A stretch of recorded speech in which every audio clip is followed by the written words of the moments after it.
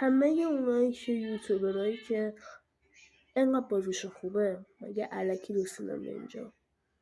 اونا همه این روشا رو از خود کالاف یاد گرفتن، نه از خودشون.